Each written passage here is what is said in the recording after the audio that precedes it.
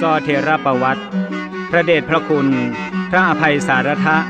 ประถมสังฆราชาแห่งล้านนาครูบาโสภาโสพโนวัดฝ่ายหินอำเภอเมืองจังหวัดเชียงใหม่ซอโดยแม่บัวซอนเมืองป้าว40,000เมืองยองจ้างปีก้อยวิทวัฒทิโนน้องหลอนปีกาง วิสิตชัยวงศ์น้องดิวปีเล็กกวินดวงแก้วสลามือซึงพิษณุการสายแก้วน้องจ๊อบเชิญรับฟังได้แล้วครับ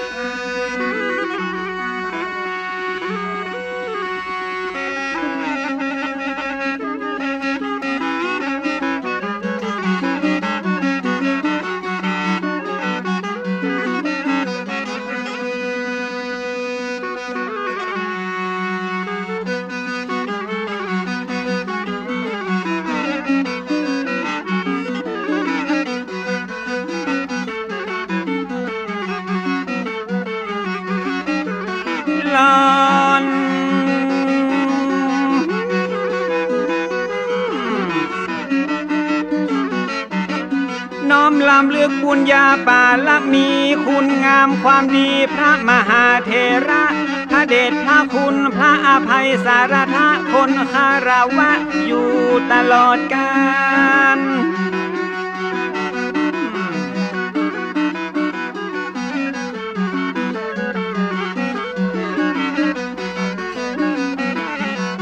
เจ้าเฮ้ยกราบครูบาตนผู้ยิ่งใหญ่และอยู่ในใจของเราสังฆะครูบาโสภาพระอภัยสารทะน้อมการวะคุณงามความดีถึงแม้ท่านจะมรณภาพไปเมินขนาด179 ปีเป็นดวงดาวที่แผ่วพราวสีงดงามบ่มีวันล่นจากฟ้า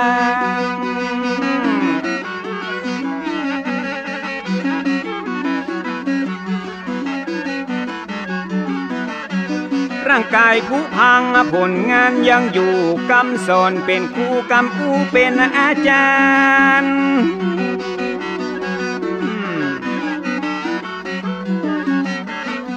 ไปนะชีวิตคนเฮามนุษย์บ่ได้สิ้นสุดก็เพียงแค่ความตายเพราะว่าความดีมันบ่สูญสลายไปกับร่างกายยิ่งใจเฮานั้นยิ่งเมินก็ยิ่งทวีคุณงามความดียืนยงคงมันเหมือนท่านครูบาผู้อดทนอดกลั้นต่อสู้ฝ่าฟันผ่านมาได้ต่อสู้เพื่อเราสังฆะเสียสละเพื่อพระศาสนาปัดเป่าปกป้องเมื่อมีภัยมาประมุขสังฆาล้านนาก่อนกีขอน้อมสะดุดีสิทธิพระมุนีผู้มีบทบาทนี้และน้อสาธุน้อม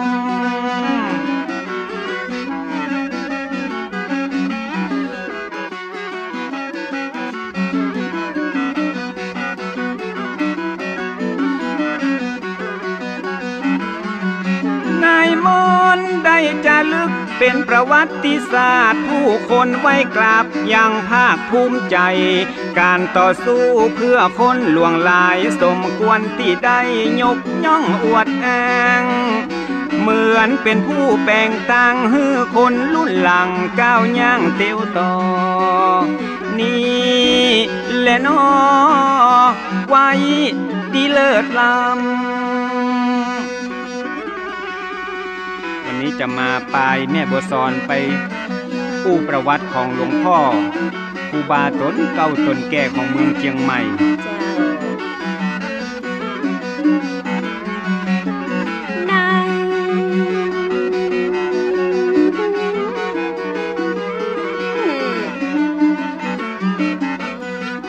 ประวัติศาสตร์ล้านนาจะลึกอ่านแล้วหูสึกและภูมิใจอย่างยิ่งต้นไม้จะห้อมว่ามีการมีกิ่งญาติเชื่อกระทิงมายอมวิ่งหนีซื้อ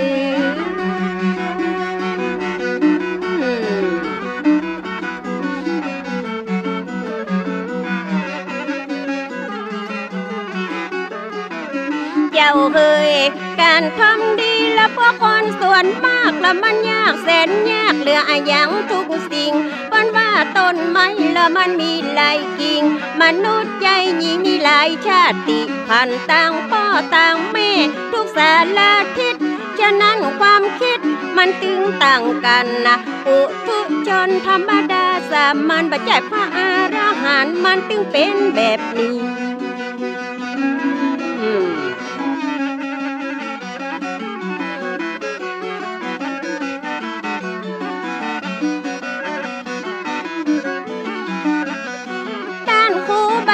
ต่อสู้ดิ้นรนมุ่งมั่นอดทนเพื่อศาสนา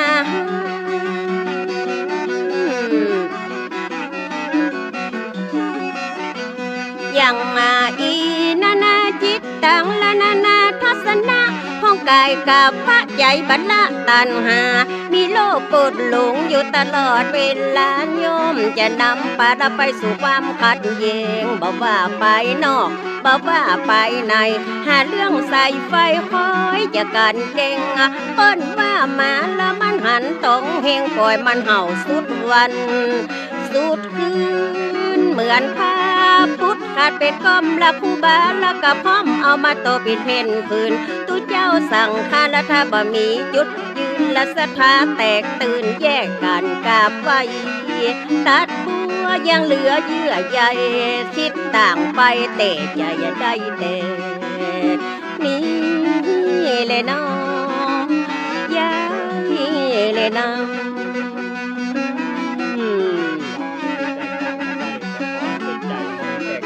เจ้า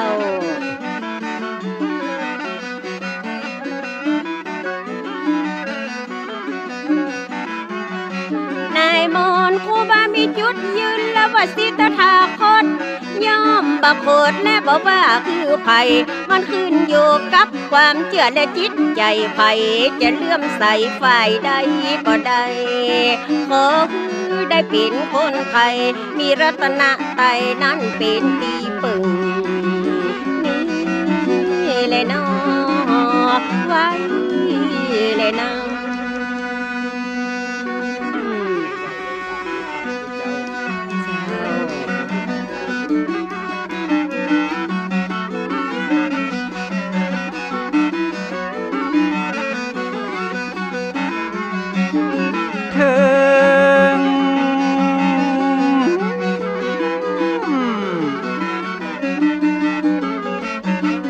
ความแตกแยกเป็นเรื่องธรรมดาต้องมีปัญญาคอยมากำกับแยกผิดแยกถูกนั่งนับนอนนับทิฏฐิบ่ดับก็ต่างคนต่างแข่ง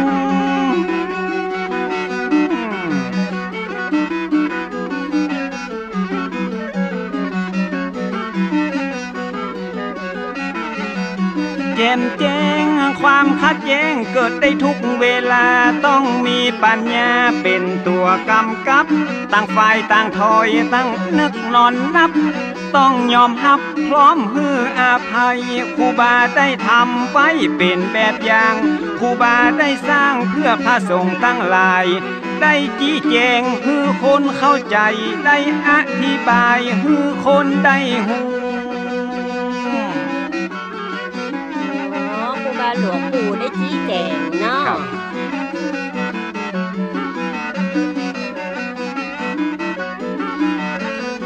แล้วจะจวนปะนมมือสร้า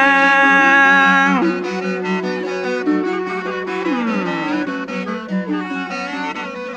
ครูบาโสภาผู้ ดูแลศา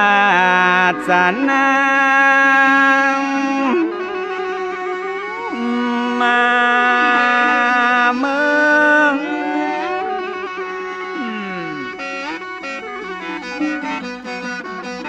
10 นิ้วจะก่อนยกมือย่อก่อนที่จะซอกขอนมัสการขออนุญาตจากดวงวิญญาณก่อนจะเอาผลงานและประวัติมา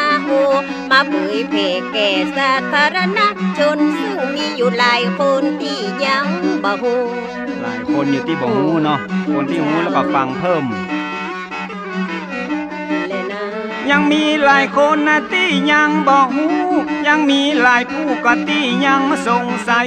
40,000บัวซ้อนมักซอถวายมาซอขยายฮือพระสงฆ์องค์เจ้าตลอดจนถึงศรัทธาญาติโยมบ่ใจกำลมที่จะอมมาเล่าเป็นเรื่องจริงตั้งแต่ปลายฮอดเก้ามาฮือหมู่เฮาได้ฟังเป็นจะได้บ่ฮู้น้ออย่างน้อยก็ได้ปลุกจิตสำนึกฮือได้ละลึกนึกถึงความหลังบ่ฮือไผเลือกพักหักยังคนเรื่องเก่าหลังฮือคนตอบโต้เพื่อเอาไว้เป็นกรณีศึกษาถึงจะผ่านมาตั้งแต่ปีมาโวเมื่อขนาดเนาะเรื่องเก่าละ7พระเจ้าข่าคู่ที่จะเลือกเอามาอุลสาระเกณฑ์สารเพียดหาบใดละบ่มีไม่การมาบ่มีอ่านบ่ต้องเอามาอวดเปิ้นว่าเขาละมันสุกในไหละบ่ได้สุกในละตากาซาหวดหมกตุเจ้าไข่ซิดละหมกขยมไข่บวชตึงบ่เอามาอวดอันนั้นบ่มีสาระนะแม่เนาะเจ้าแต่นี่มันเป็นเรื่องดีมีสาระเรื่องของตุพระระเบิดบรรละเราก็ประวัติของเปิ้นแล้วก็มีพี่น้องเอาเล่เอามาสอนละคือพี่น้องเจ้าบ้านปฐมสังฆนายกะโสภาประวัติมีมาแต่เดิมอ่อนก่อนนั้น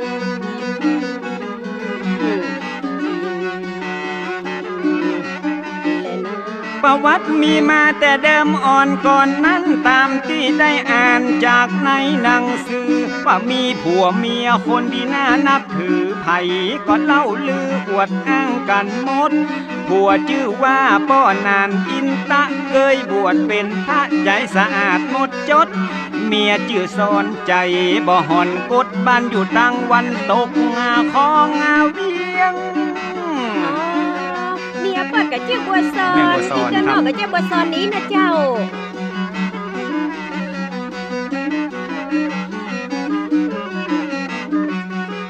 สมัยนั้นยังเป็นดงป่าไม้สักต้นใหญ่ก็ต้นยางต้นเฮียงอยู่แดงแพงแงะและต้นตะเคียงเก็ดเป้าสูงเปียงเอียงอิงต้น5ขมอกขาเจ้าเงานิ้วกิ่วกลมปลายปัดเจยลมสูงกึ่งกลางฟ้ากินและนาวันนั้นมีเมียหนุ่มละประมาณอุ้มต้องละวันหนึ่งฟ้าห้องละมืดฟ้าบดฝนผู้ซักงวงไฟโปยตามป่าดงพี่ควายไหวลงละเข้าเล่งเข้าบ้านเป็นที่หน้าแปลกประหลาดหัวใจตากระสงสัยว่าเป็นอย่างอัน10 ปี20 ปีและที่ผ่านมานั้นเหตุการณ์อย่างอันบอกเคยมีเกิดเหตุการณ์อัศจรรย์แม่ก็เจ็บต้องและจะเกิดลูกลักที่ได้ฟุ้งฟักละนานนับเกือบปีตัดวันอังคารละเดือนเป็ดปอดีละขึ้น1 ปี4มาลงเม่นมันพศ2374นั้นนาแม่ซ่อนเกิดลูกมาพร้อมเหตุการณ์นั้น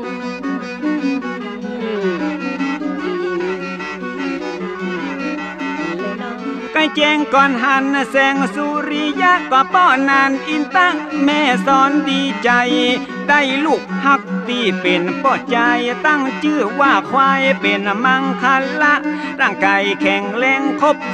32ผิวพรรณพดผ่องบ่มีไฟกะ เจริญไว้บ่มีภัยโลคะช่วยงานสับปะยางอันโอ้ยละอ่อนหูกรรมเนาะเต้นตีนเต้นมือบอกว่าถือว่าติ้วถึงตัวน้อยนิ้วกำแผ่วซิวแผ่วควานหับน้ำโบลัวกวาดเฮือนเตือนจานห้องใจเนี่ยการเมื่อคืนตันเมื่อวันใดบ่ได้บังคับบ่ได้วอนขอบ่ต้องได้รอฮือป้อแม่ห้องใจจิมและน้องว่าเด็กชายไว้ละอยู่กับพ่อแม่คอยเฝ้าดูแลและสุขสันต์หันษามีวันหนึ่งละท่านเจ้าครูบาได้เมตตาละมาบินทับบาทละมาหันใส่ตัวละอันเด็กชายควายแกก้าวว่องไวและมีแววฉลาดครูบามันวิชาได้ขออาโดยญาติกับพ่อนานอินตะทันที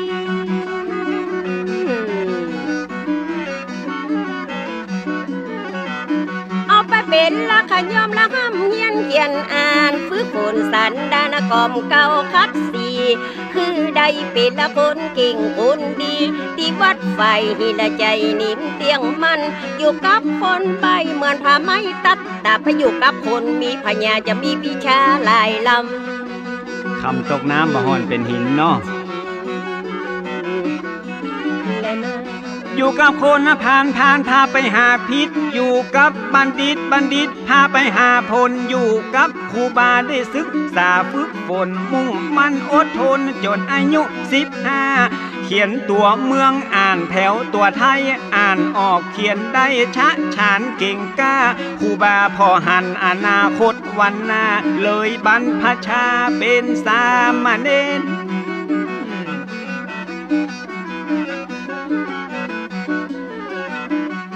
สู่ร่มเงาผ้ากาสาวาพัดท่องมนต์ทำวัดเคร่งครัดตามเกณฑ์พยัญชนะสละวักเวนแม่นตัดชัดเจนเป็นที่อวดอ้างอักขระวิธีบาลีนักธรรมเก่งแคมชำนาญบ่ผิดพลาดพลังเก่งขนาดเนาะจิมมาบ้านละพ่อชาละไปศิตถาคตเฮียนหูจนหมดจบท่องหลากหลายภาษาบาลีวิธีมนต์ละกระจายธรรมวินัยกันและพระไตรปิฎกสามารถรอบรู้อักษรศาสตร์ภาษาทัศศาสตร์นานาก็บักขาดบรรทุกท่านได้ศึกษาเป็นมหามรดกตกทอดสืบคืนนะเมื่อมา179 ปีมาถึงบัดเดียวเนาะยังมาสูญหายแต่เมื่ออายุ22 ปีครบกำหนดก็ได้อุปสมบทตามความเมตตาของอาจารย์ท่านเจ้าครูบายิ่งเพิ่มศรัทธานักหนาปาปานพระมหาเถระสวามีนั่นนาเป็นพระอุปชาติวัดป่าเด้งแห่งนั้น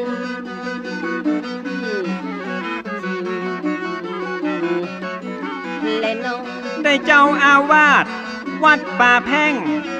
เมตตามาเป็นกรรมวาจาจารย์วัดไฟหินเป็นอนุสาวนาจารย์ได้ฉายางามว่าโสภาภิกขุได้ศึกษากะเฮียนต่อเพิ่มเติมจากของเก่าเดิมมาจากเนนฮอดตุเฮียนแตกฐานสำเร็จล่วงลุเป็นที่น่าสาธุยินนาดี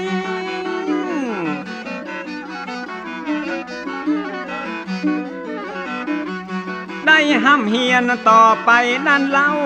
เป็นตูเจ้าได้ประมาณ1 ปีครูบามาลวิชัยก็ได้สิ้นชีวีได้รับหน้าที่แต่นครูบาเจ้าเป็นผู้สืบทอดเจตนาลมพ่อพระน้อยขยมเป็นผู้นำเป็นเก่าจีมและน้องตั้งแต่ปีพศ239เป็นเริ่มทำตามแบบละครูบาอาจารย์ครูบาโสภาละมีวิชาเตกชานทั้งกรรมนาบทานนั่นและอาคารละจัดการคือมีละตั้งการศึกษาแก่สามเณรละและเราสังฆะมูลกัดยายและวิทยาสามัญญาพิธานนาครูบา เจ้าหูหลายแขนงวิชาตอนนั้นห้องว่ากันสถาเป็ดมักใครคือวัดละมีครบองค์สามสร้างต้องรอบรู้ละได้เป็นผู้นำมีพระคำละปีเสงนำนาวัดบ่มันคงสูงบ่มีบทบาทพุทธศาสตร์ก็จะตกต่ำจ้าถ้าบ่เก่งแต่น้อยน้อนั่นแหละครับครูบาโสภาได้รับการยกย่องเป็นผู้จบทองกะหลากหลายสาขาพระไตรปิฎกอัฏฐดีกาวิปัสสนากรรมฐานเข่งครัดจบนิรุตทางอักษรศาสตร์พหูสูตรนักปราชญ์และการปฏิบัติท่านเอาเงิมผ่าอยู่ตั้งหลังวัดบำเพ็ญวิปัสสนาถึงวัน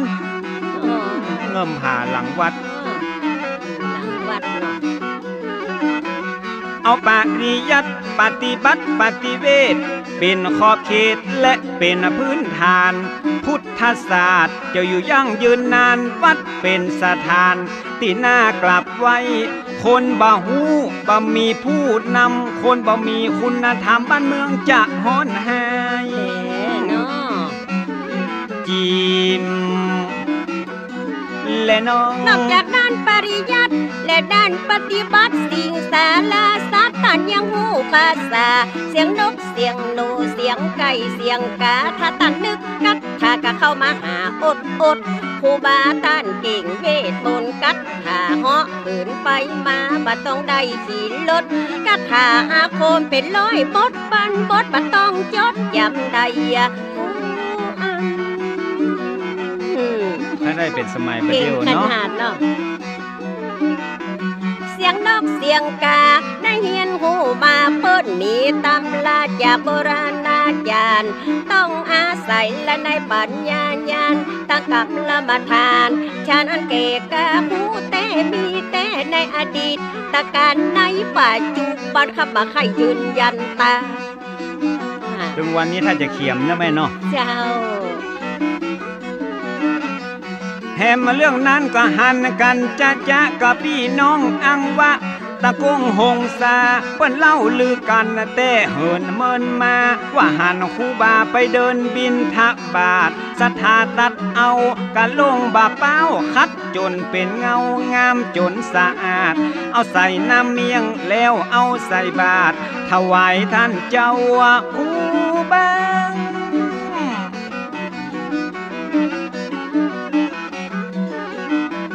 พ่องใครพิสูจน์เอากะลงเกิงนั้นแล้วก็เดินทางมาเสาะถามหามาปะกะลงบาเป้านั่นนาที่ต้านครูบาไฟหินดังอันเจ้าว่าครูบาเหาะเหินเดินอากาศไปบินทบาทที่อังวะพุ่นนั้นจิมและน้องโอ้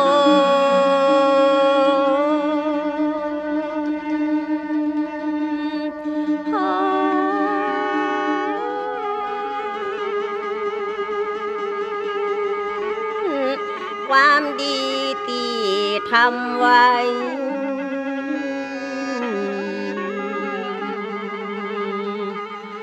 ผลแห่งความดีได้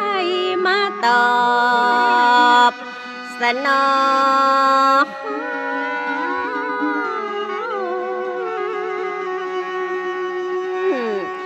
แต่ครูบาโสภาผู้สร้างความเลืองลอยแก่ศาสนาบวรและศรัทธาเจ้าบ้านทางการใดน้องทว่า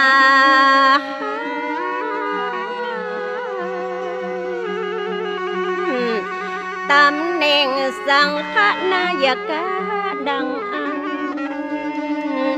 ปกครองดูแลพระสงฆ์นั้นทั่วคงเขต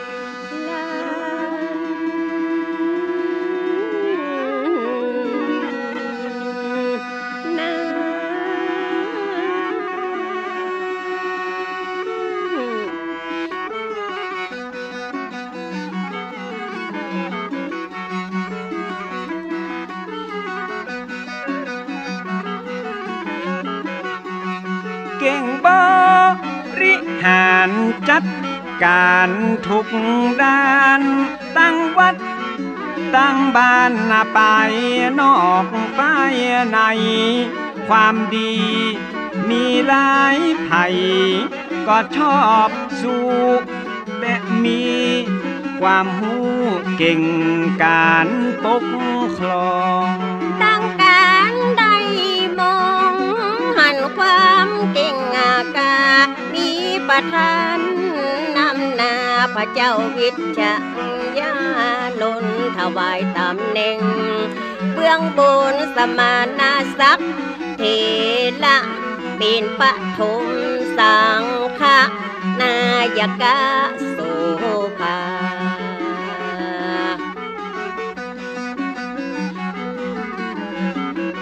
ถวายมุทิตายินดีจัดขึ้นหมู่คนคึกคืนอนุโมทนาที่ดอยสุเทพวัดวา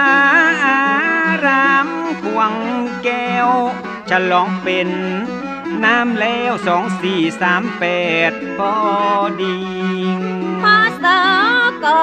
มีบอกไว้ที่เจงฉลองตำแหน่งหลังได้สังฆราชาเลยอาราธฐานามาอยู่ไกลไกลเหนือเวียงเจียงใหม่นั่นคือวัดเจียงยืนพศวันคืน2439เพื่อการพอเฝ้าและพัฒนาดูแลศาสตร์ศาสนาสั่งค้าใหญ่น้อยฮือเป็นไปเรียบร้อยสะดวกสบายศาสนาเรื่องไหลใดๆก็ก้าวหน้าบาตกตามจากการศึกษาก็ดีกรรมฐานก็มีวิปัสสนามุ่งมั่นล้วนเป็นพื้นฐานศาสนามั่นคงต่อมามีองค์ภิกขุหนุ่มน้อยกิริยาเรียบร้อยมีนามว่าปิงบ่ฮือสุงสิงพระสงฆ์ตนเท่าบ่ฮือไปไวตุเจ้าติดมัดอกมัดแอวสัทธาเตกแถวเป็นสองหมู่สองข้างพระสงฆ์แตกมังกาจัดกาใจเป็นสองนิกายวุ่นวายเสียงทานนาพระป่าพระบานแยกกันวันตาลัทธิมหาปิงท่านกุมภาบ่มัดอกฮือจ้าพอแล้วบ่งามหลายคนหันตามไปนิยมชอบสู่นิกายใหม่ไฟยูอคติลำเอียงปากันทกเถียงสำเนียงตอบโต้พ้องก่อปวดโอว่าลัทธิไม่ดีพ้องกะบอยอมนี้ว่าเก่าดีดังอันหน้าต่างก่อคัดค้านขัดแย้งบ่อมมาชมไผบ่ประนอมปานีโอบเอื้อหันแต่นอกเนื้อบ่หันไปในต่างคนต่างใจว่ากันบ่ได้ประชาธิปไตยต่างมีสิทธิเสรีอยู่มาหลายปีเห็นจีเจ้าบ้านภูมิผู้อยู่ข้างท่านมะหาปิงล่องไต จากเบี่ยงพิงไปขอตำแหน่งไว้ถ้าคือท่านมหาปิงได้เป็นเจ้าคุณ ณพิธีสารละคุณเป็นตำแหน่งใหม่มาเจ้านายล้านนาหลายผู้หลายคนต่างก็น้อมตนเป็นสิทธิ์ชิดไกลเอามาหาปิงย้ายมาเจียงมันอาราม และได้จักนำนิกายไม่เข้ามาละของเก่าแต่ก่อนเดิมมาส่วนตานอุบาโสภาก็ต่อต้านนะบางอย่างทำนั้นมันบ่เหมาะบ่ควร หันว่าพิษพวนประกวนทำอย่างอันพระป่าพระบ้านก็สิทธิพระศาสตร์สดาองค์พระศรัทธาพระพุทธเจ้าไปแยกหมู่แยกเหล่ากันอันจะใด ทำดีทำไปขออย่าได้อวดอ้างมายกตนโอมต้านโบราณว่าบ่ดีป่าเวนีล้านนาเก่าเกลือถ้าบ่โอบเอื้อก็บักควรทำลาย ฮือได้สูญหายไปจากโลกลาอนาคต วันหน้าลูกหลานของเฮาจะเดือดร้อน มองเงาจะเอาอันยังมาอ้างปากัน แยกมั่งบ่สร้างความสามัคคี ครูบาก็มีเจตนาดีชัดเจนบ่ใจไปเก่งขัดแย้งขวางต่างบ่ใจไปคอยและหวังอยากดังมีนาเพื่อภาษาศาสนาและศรัทธาญาติโยม จะได้สุขสมเหมือนอย่างก่อนกี้ถ้าเป็นอย่างนี้บ้านเมืองก็วุ่นวายป่าฮือยิ่งใจตั้งหลายหนุ่มเท่าสับสนแต่เราเลือกหักเลือกยัง จริงรวมพลังพร้อมกันต่อต้านพระสงฆ์เจ้าบ้านผู้เลื่อมใสศรัทธาในตัวตานอุบาโสภาตนเข้าเรื่องถึงเก้าเงาพระมหาธีลา ดูแลศาสตร์ศาสนาสั่งขาเมืองไต้เก้าเงาตนใหญ่ที่บางกอกนะคอนหูความสั่นคลอนเดือดฮ้อนดังอันมีคำสั่งมานั้นหือตั้นครูบาง อาราธท่านนาไปบางกอกเมืองกว้างเพื่อระงับยับยั้งเหตุการณ์อาทีก่อนศาสนาบ่บน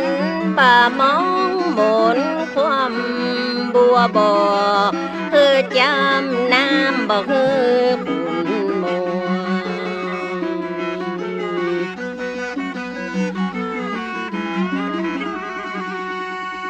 ลายลายตูเจ้าพระนายใหญ่น้อยปากันเศร้าซอย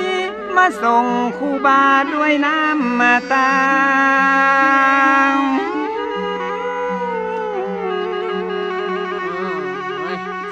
ตลอดจนถึงคณะศรัทธาหลั่งไหลกันมาตีตาน้ำมาดังกลัวปัญญาภูบาไปขัง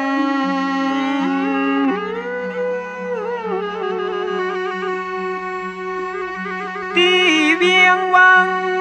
ปิดกันอินดูคูบาเสียงทานกลัวไปต้องกฎหมาย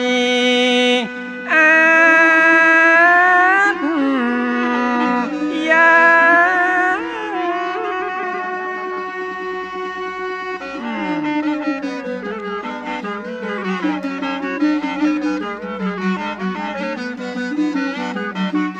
ตีตาน้ำละว่าชัยมงคลสถาสาธุช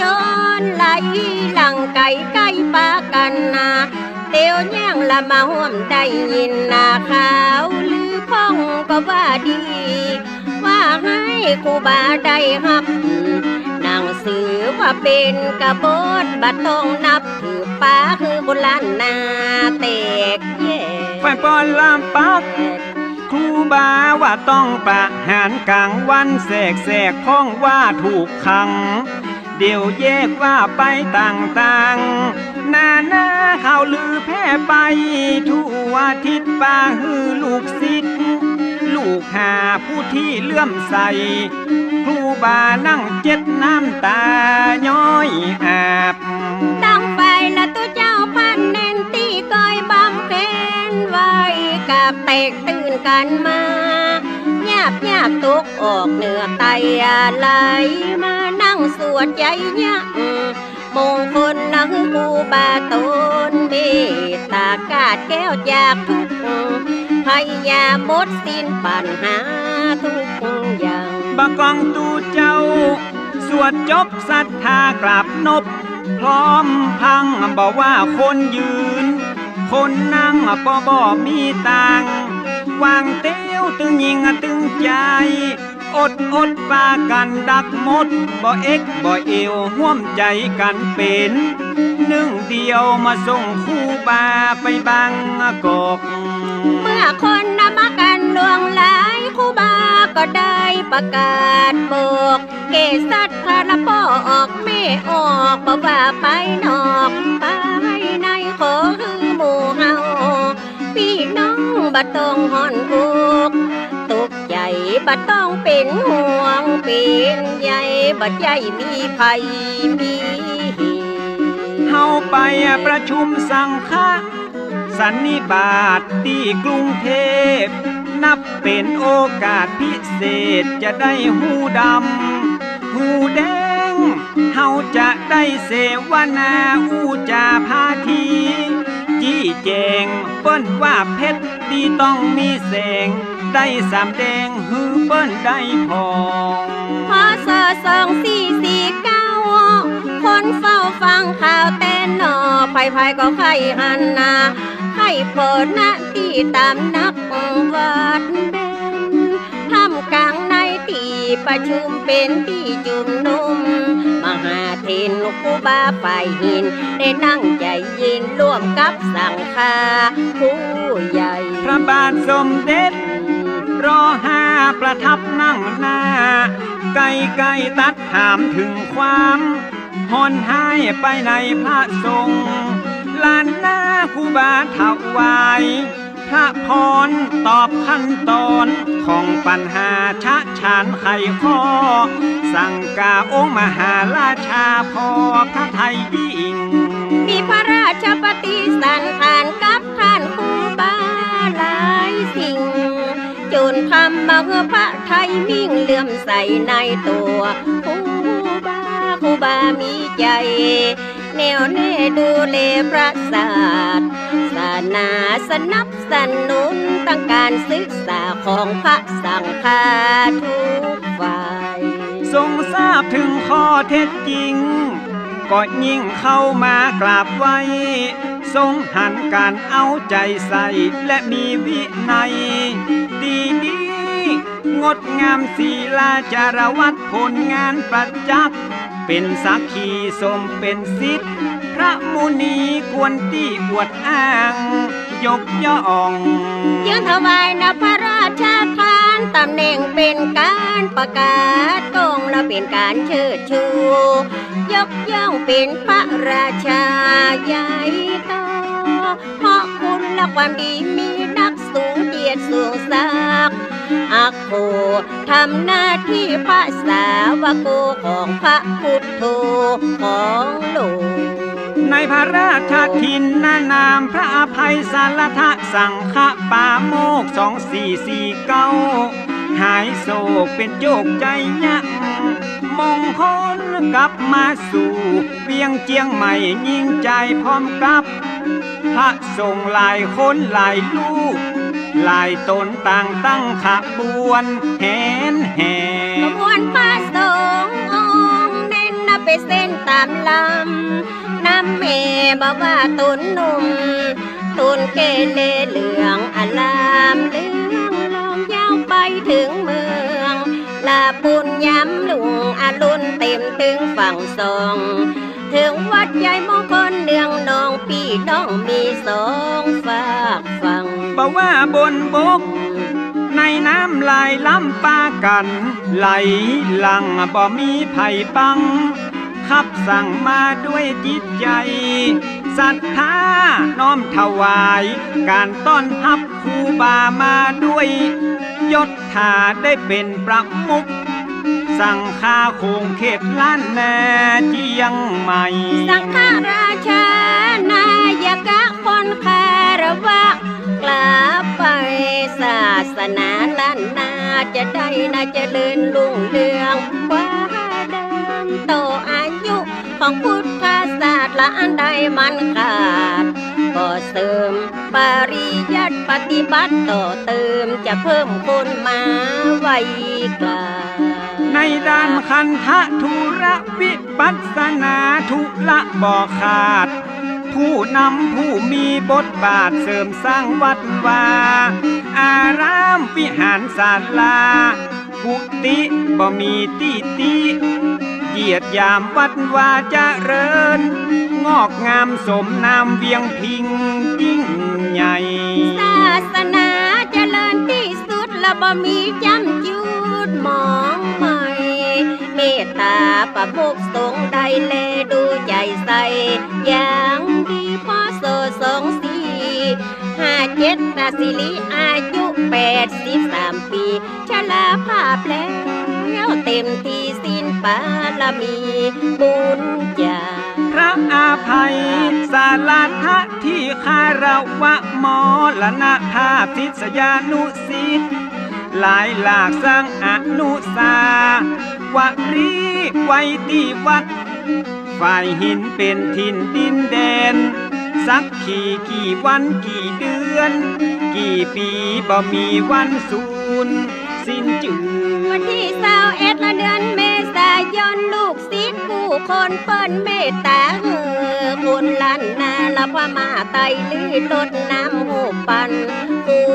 บาเป็นประเพณีประจำปีวัดเลี้ยวก็ยังจัดบวชเน้นโดยหน้าพักได้เดินล้านถือศีลภาวนาอบรมธรรมะทายาคือหมู่เหล่าเยาวชนฝึกฝนสวดมนต์ไว้กราบหูถึงหลักพุทธศาสตร์ข้อวัดปฏิบัติเจ้าเล่งเพื่ออนุภาพพระพุทธพระธรรมพระสงฆ์มีแสงทานธรรมจะได้เข้มแข็งมั่นคงอยู่คู่มนุษย์โลกท่านเจ้าอาวาสองค์ปัจจุบันจัดกิจกรรมละมีประโยชน์อาราธนาละพระสงฆ์มาโพธิเทศทำเป็นวางเป็นข้าวรถด่วนขบวนพิเศษร่วมกับกลุ่มหนุ่มบ่าวสาวจังหวัดเชียงใหม่ของเฮาช่วงกลางว่าสาตาลอจัดงานตักบาตรเทโวใหญ่โตก็ได้สืบทอดหลังวาสาแหมค่ำมาฮอดประยุทธ์ยังจอด ขาดเลย วันสำคัญรอบปีบ่เว้นบำเพ็ญบุญบ่นิ่งเฉยตั้งกลุ่มหนุ่มสาวบ่ละเลยพุทธมามะกะหลายลุ่นญาติพำนักพาส่งหลายองค์พระน้อยตุ้งหนุ่มต่างประเทศเข้ามาลุ่มเพื่อมาศึกษาพระธรรมปฏิบัติธรรมนานาชาติแก่คารวะตพระสงฆ์ประจำเป็นแหล่งที่ชี้นำมาให้ได้พบความกระจ่างจัดสถานีวิทยุโทรทัศน์เผยแพร่เอ่ยอ้างพระสงฆ์จากวัดต่างๆได้ร่วมพลังจุ่มนุ่มฝึกพูดฝรั่งอังกฤษแก่ผู้มีจิตใจห่มอู้ไทยอู้เมืองเป็นจุ้มบ่เกยตอดตุ่มละขวาง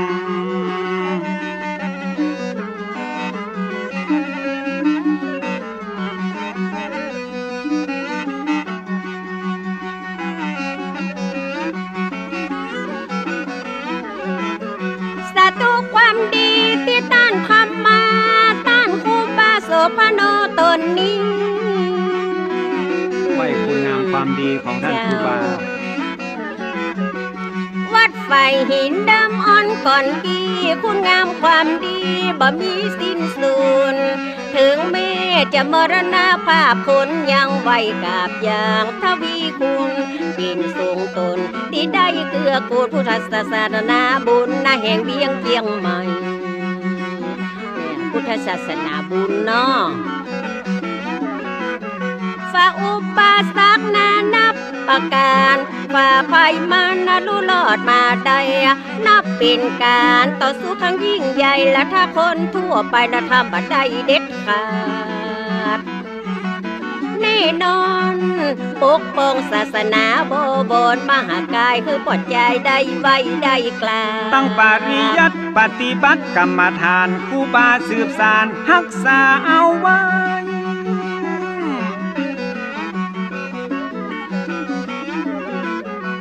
ถ่ายทอดให้ลูกหลานไกลๆได้นำเผยแพร่ขยายจากอดีตจนถึงปัจจุบันมีคุณอนันต์ต่อสงฆ์ล้านนาไทยบาลีไวยากรณ์ทั่วไปอาขยาตสนธิและสัมมาต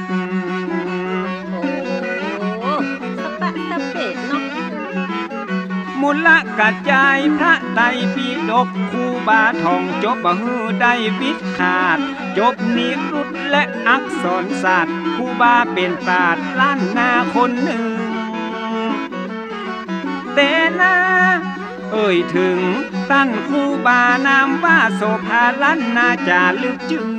วัดไฟหินบัดสูญสิ้นคนดีได้พระสงฆ์ผู้มีภูมิธรรมและความรู้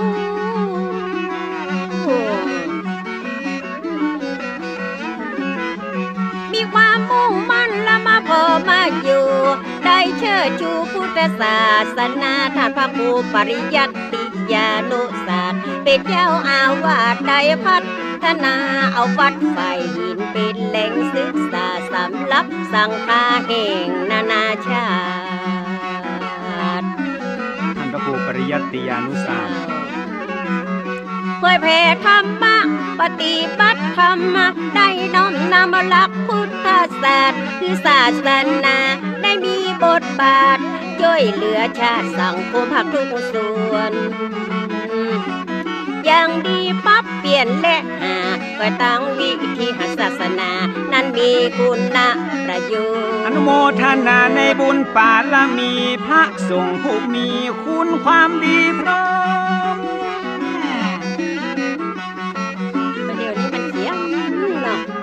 ดูแลศาสนาด้วยความนอบน้อมช่วยกันปกป้องไตรรัตน์ตั้งสามคือศาสนามีอายุยืนยาวเป็นห่มเงาให้คนใจมีงามงามเจ้าแม่งามบ่ได้มืดมัวดำพบแต่ความสว่าง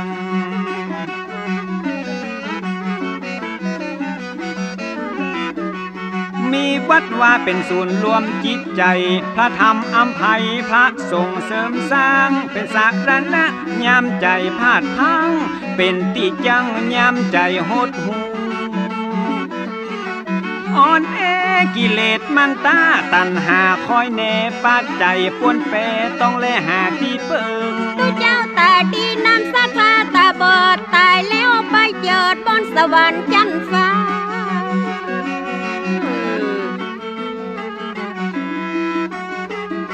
ครูบาได้บอกแกสิทธิ์ทั่วหน้าคือมันศึกษาคือมันฝึกฝนแล้วนำเอาละอันองค์ความรู้ไปสอนหมู่ยิ่งใจผู้คนศาสนาบ่มีมืดมนเพราะพระสงฆ์บำเพ็ญตนนำต่างจี้บอกศาสนาจะสุดซ้อยทันทีและถ้าหากบ่มีละตุเจ้าตาบอดศรัทธาก็ตึงบ่ไปลอดตุเจ้าตาบอดบ่หูตีสว่างชีวิตตุเจ้าตาดีนำศรัทธาตาดีมือปีปันปีศาสนาก็ยังอยู่ศาสนาจะอยู่ยั่งยืนยงบ่ใจแต่พระสงฆ์ฝ่ายเดียวเท่านั้นช่วยกันทั้งสองฝ่ายนะจะต้องมีศรัทธาเจ้าบ้านช่วยกันดูแลอุปถัมภ์บ่ปล่อยให้พระสงฆ์องค์เน้นอยู่อย่างลำเค็ญอยู่อย่างลำพังศรัทธาต้องเป็นพลังช่วยกันทุกทางสองฝักสองฝ่ายช่วยกันเด้อพี่น้องศรัทธาเจ้าวัดไฟหินเป็นวัดเก่าวัดเดิมมาช่วยกันส่งเสริมบ่ฮือมองไม่สืบเจตนาของครูบาไว้เจริญรุ่งเรืองเหมือนในอดีตเดิมมาเหมือนกับสมัยครูบาศีลปัญญามีครบทุกอย่างผลบุญที่พี่น้องเอาอาดูแลพระสังฆาส่งข้าวส่งน้ำ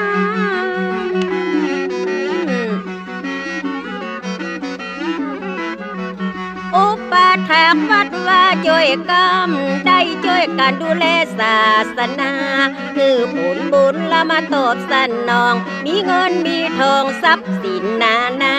คือกาดแก้วจากโลกโลกาจากภัยยาเลี้ยวไล่ต่างๆ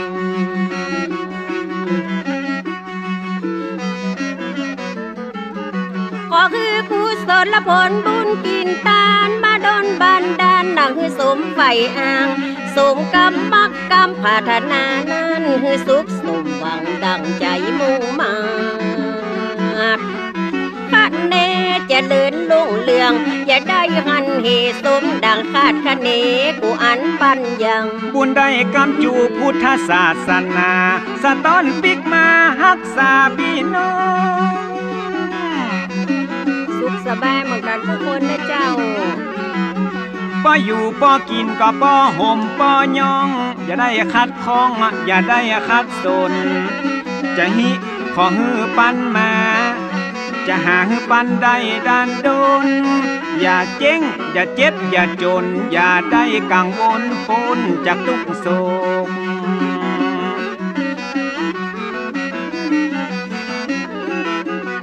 แม้นจะอยู่ขอฮือมีใจแม้นจะไปฮือมีโจกอย่าได้มีความทุกข์โศกอย่าได้มีโรคอย่าได้เจ็บอย่าได้ป่วยแต่นะบุญที่ได้ดูแลวัดว่าโบราณเปิ้นว่าอานิสงส์ยิ่งใหญ่